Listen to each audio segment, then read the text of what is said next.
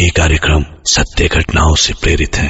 जिनके साथ ये घटनाएं घटी उसकी वास्तविकता उन्हीं तक सीमित है। भूत प्रेतों और असामान्य विषयों के होने पर चैनल कोई दावा नहीं करता और न ही प्रोत्साहन करता है। सिराज अपनी बीवी रनूषा और बेटी महनाज को लेकर छुट्टी पे गया था। पूरी फैमिली एक साथ कई सालों के बाद में घूमने गई थी। सिराज काम के सिलसिले में पूरा हिंदुस्तान घूमता रहता था और अपने परिवार को बहुत कम समय दे पाता था। इसलिए इस बार उसने महनाज का दिल ना टूटे इसके लिए छुट्टी प्लान कर ली और पूरी फैमिली एक साथ निकल पड़ी। हरे भरे जंगलों और पहाड़ी वादियों के बीच बड़ी सी झील में हल्की धूप में बोटिंग करते करते सिराज बोट वाले से बोला, बोट जरा उस तरफ ले चलो, वो खंडर जैसा क्या है वहां पर, कोई पुराना किला वगैरह है क्या? बोटमैन ने कहा, सर खंडर देखकर क्या करेंगे, मैं आपको बेहतर जगह दिखाता हूं। और ये बोलकर चप्पू वाले ने बोट को दूसरी तरफ घुमा दिया। दूसरी तरफ बोट घुमाते हुए बोटमैन चप्पू चला ही रहा था कि सिराज ने कहा, अरे 2 मिनट के लिए बोट वहां ले चलो ना, बच्चे को पुरानी चीजें देखने का बहुत शौक है। बोटमैन ने अब सीधे सीधे उनसे कह दिया, साहब हम लोग को उस तरफ जाने से मना किया हुआ है, वो यहां की सबसे बदनाम जगह है, कई सारे लोग मरे हैं वहां पे, उस जगह को सुसाइड पॉइंट भी कहते हैं। सिराज ने जब देखा कि बोट वाला उसकी एक भी सुनने या मानने को तैयार नहीं है तो उसने भी जिद छोड़ दी। घूम फिर के जब सब लोग वापस कॉटेज आए तो काफी थके हुए थे, इसलिए उन्हें बहुत जल्द नींद भी आ गई। देर रात जब सब सो गए तो सिराज एकमात्र ऐसा इंसान था जिसकी आंखों से नींद बहुत दूर थी। सिराज को सब कुछ बहुत अजीब लग रहा था। कोई तो चीज थी इस जगह पे जिसकी वजह से वो बहुत ज्यादा अजीब महसूस कर रहा था। रात को रनूषा और महनाज बड़े आराम से सोए और सुबह जब उठे तो रनूषा की चीख निकल गई। उनके कॉटेज का सारा सामान टूटा फूटा और बिखरा पड़ा था और सिराज एक कोने में सर पकड़े बैठा था। रनूषा ने सबसे पहले अपनी बेटी महनाज के कमरे को देखा कि वो ठीक है या नहीं। उसे अभी भी चैन से सोता हुआ देख रनूषा को बहुत राहत मिली और फिर सिराज के पास पहुंच के वो जोर जोर से रोने लगी। बार बार उसने पूछा कि आखिरकार हुआ क्या है यहां। सिराज ने उसके सवाल के जवाब में जो कुछ भी बताया वो रनूषा को बुरी तरह डराने के लिए काफी था। सिराज ने बताया कि मैं कल सोया या नहीं पता नहीं, लेकिन इतना जरूर है कि मैं होश में नहीं था। मैं बहुत गहरी नींद में चलता हुआ बैल्कनी की ओर जा रहा था। यहां बैल्कनी तक आकर कांच के इस दरवाजे के उस पार मुझे साफ दिख रहा था कि एक औरत बैल्कनी की रेलिंग पे बैठी अपने हाथों से इशारा करके मुझे अपने पास बुला रही थी।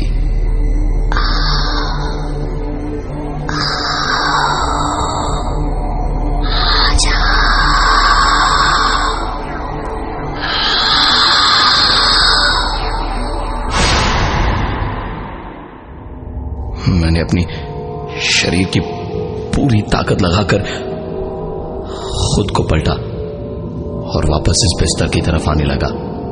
इसके बाद मुझे बस इतना ही याद है कि बिस्तर की तरफ पड़ते मेरे हर एक कदम के साथ साथ कमरे का एक एक सामान अपनी जगह से गिरकर टूट रहा था। उसने रनूषा को उसके साथ देर रात हुई एक अजीबो गरीब घटना के बारे में बताया ही था कि उनकी बेटी महनाज के कमरे से चीखने की एक आवाज आई। दोनों भागकर महनाज के कमरे में गए तो देखा महनाज तो सो रही थी। दोनों को लगा कि शायद बाहर कोई चीखा होगा, दोनों ने सोचा कि बाहर जाकर देखते हैं, और पलटे ही थे कि पलट के देखा तो महनाज बिस्तर पर उठ के बैठी हुई थी और चीख रही थी। उसकी आंखें भी खुली थी और लंबी सी चीख के बाद वो वापस अपने बिस्तर पर गिर पड़ी। दोनों भागकर महनाज को उठाने गए तो देखा उसका बदन बुखार से तप रहा था। सिराज और रनूशा क्या करे ये उन्हें समझ नहीं आ रहा था। उन्होंने तुरंत रिसोर्ट के मैनेजर को बोला तो उन्होंने डॉक्टर का इंतजाम किया। डॉक्टर ने आके देखा और कहा कि मैं दवाइयां दे रहा हूं, 2-3 दिन में बुखार उतर जाएगा, वैसे और कोई परेशानी नहीं है इसे। दवा वगैरह खिलाने के बाद महनाज का बुखार दोपहर तक कम हुआ तो सिराज और रनूशा को थोड़ी राहत की सांस मिली। घड़ी में शाम के करीबन 6 बजे थे जब पानी मांगते हुए बेहोश महनाज की आंख खुली थी। दोनों भागे भागे उसके पास पहुंचे तो देखा महनाज उन्हें ऐसे देख रही थी जैसे वो कोई अनजान हो। महनाज ने कहा कि मैं कौन हूँ, आप लोग कौन हैं, और मुझे मेरे घर में जाना है और मुझे पता नहीं मैं कहाँ हूँ। और इतना कह के महनाज बुरी तरह से रोने लगी। महनाज की हालत देखकर रनूशा लगभग तुरंत ही रो पड़ी। सिराज ने बड़े प्यार से बीमार महनाज के सर पे हाथ फिराते हुए कहा, बेटा सही कहा तुमने, ये हमारा घर तो है ही नहीं, हमारा घर तो जबलपुर में है, हम कल ही ट्रेन से चलेंगे। अभी ना आप एक काम करो कि आप आराम से सो जाओ। महनाज एकदम से जैसे गुस्सा हो गई हो, नाराज आंखों से आंसू पोंछते हुए उसने कहा, मेरा घर यही है, यही पास में है मेरा घर, मैं कोई जबलपुर नहीं जा रही। सिराज ने किसी तरह उसे संभाला तो महनाज ने उसे बाहर ले चलने की जिद की। कॉटेज से बाहर निकलते ही महनाज ने लेक के उस तरफ उसे ले चलने का इशारा किया।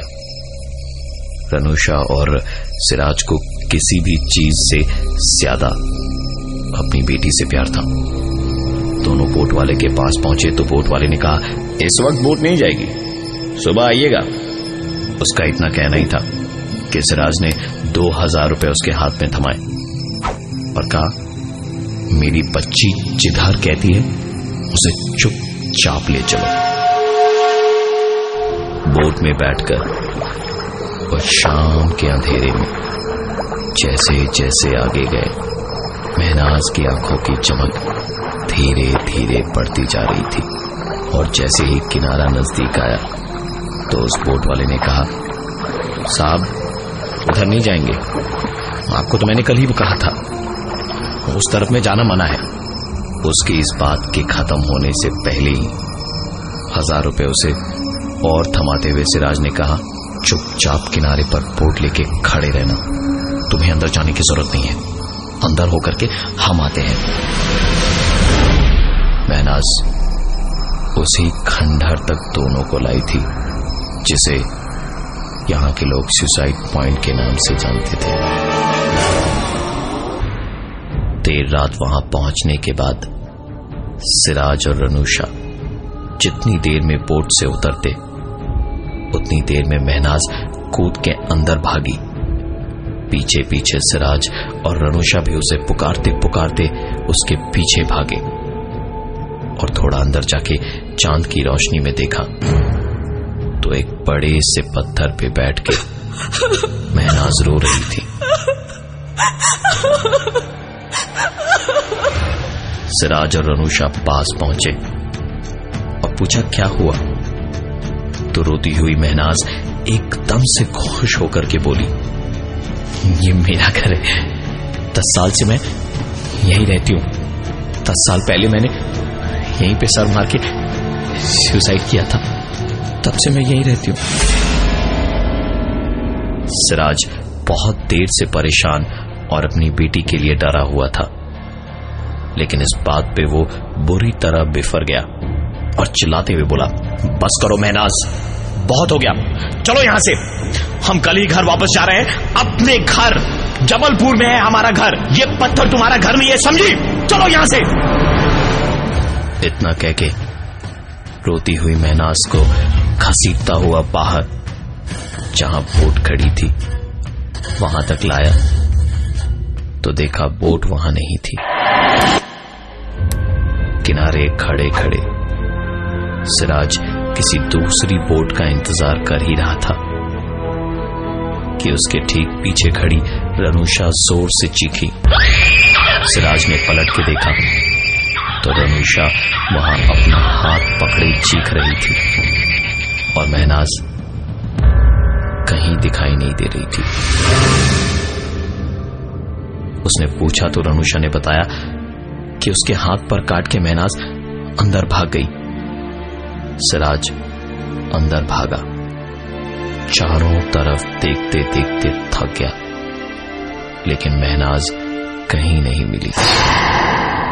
तकरीबन आधे घंटे के बाद सुबह की पहली किरण के साथ महनाज उसी पत्थर के पास बेहोश पड़ी हुई दिखी।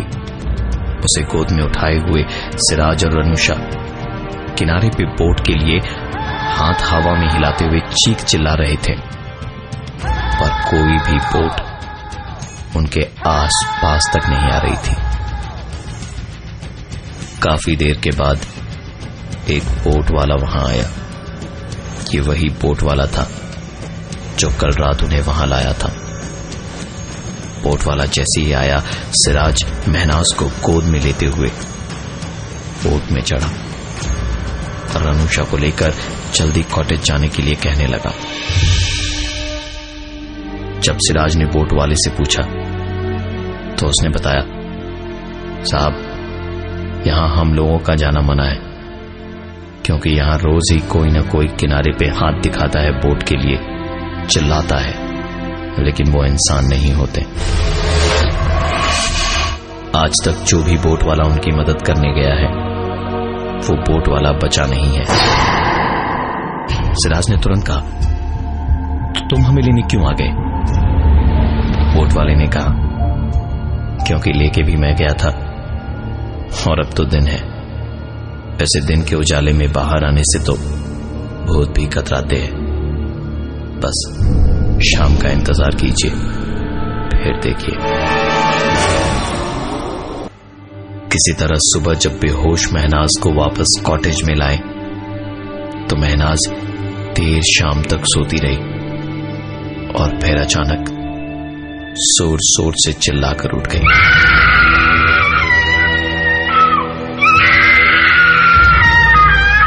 ये सब कुछ सुनकर पास बैठे सिराज की आंख खुली। वो किसी तरह महनाज को संभालने की कोशिश करने लगा। इस बीच रनूषा भी दूसरे कमरे से भाग के आई तो देखा कि उसकी बेटी महनाज पूरी तरह से डरी हुई सिराज से लिपट कर रो रही थी और बार बार पीछे पलट के देख रही थी। सिराज के कई बार पूछने पे उसने बताया, पीछे बिस्तर के पास एक औरत खड़ी है। सिराज ने पूछा, क्या वो अभी भी वही है? महनाज ने बताया कि वो वही है और सिराज की ओर ही देख रही है। सिराज ने पूछा कि बेटा महनाज, जरा बताओ तो कि वो औरत दिखती कैसी है? महनाज ने बताया, उस औरत के बाल बिखरे हुए हैं और चेहरा बालों से ढका हुआ है और वो लगातार सिराज को घूर रही है। कभी मुस्कुरा रही है तो कभी गुस्से में उसे देख रही है। सिराज ने महनाज से कहा, उससे पूछो कि वो है कौन और यहां क्यों आई है? इस तरह से वो हमें क्यों परेशान कर रही है?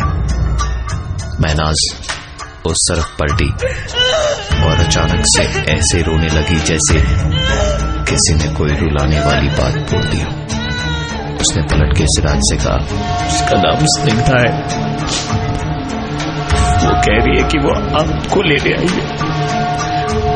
आपके बिना उसका दिल नहीं लग रहा है यार। सिराज पर जैसे पहाड़ टूट पड़ा हो। उसने बोलना शुरू किया और बोलते बोलते बीच में ही रो पड़ा। क्या मतलब? मेरे बिना दिल नहीं लग रहा मतलब? मुझे क्यों ले जाएगी? मैंने क्या किया? मैंने जानबूझ के थोड़ी ना किया था कुछ भी। हो गई थी गलती। मेरी बीवी है, बच्ची है, मुझे माफ करता। मैं क्या करता? मेरे पास कोई तरीका नहीं था स्निग्धा। मेरी बच्ची के लिए मेरी जान बख्श दो। मैं तुम्हारे आगे हाथ जोड़ता, मैं तुम्हारे आगे हाथ जोड़ता। मुझे छोड़ दो, मुझे छोड़ दो स्निग्धा, मुझे छोड़ दो।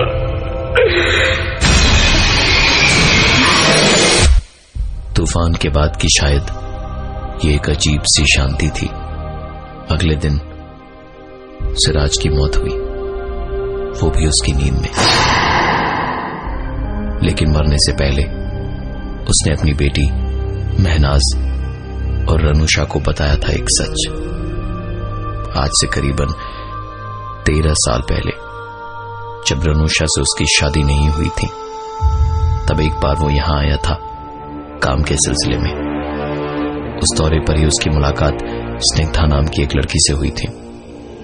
दोनों के बीच प्यार हुआ, लेकिन काफी कुछ होने के बाद भी शादी नहीं हो पाई। और जिस वक्त स्निग्धा ने उस खंडहर वाली जगह में जाकर सुसाइड किया था, उस वक्त उसके पेट में सिराज का बच्चा था। यहां घूमने तो पूरा परिवार आया था, पर यहां से सिर्फ महनाज और रनूषा ही वापस घर जा सके। आज भी वहां के बोट वाले कहते हैं, देर शाम झील के उस पार एक लड़का एक लड़की बोट वालों को बुलाने के लिए हाथ दिखाते हैं, पर वहां जाता कोई नहीं।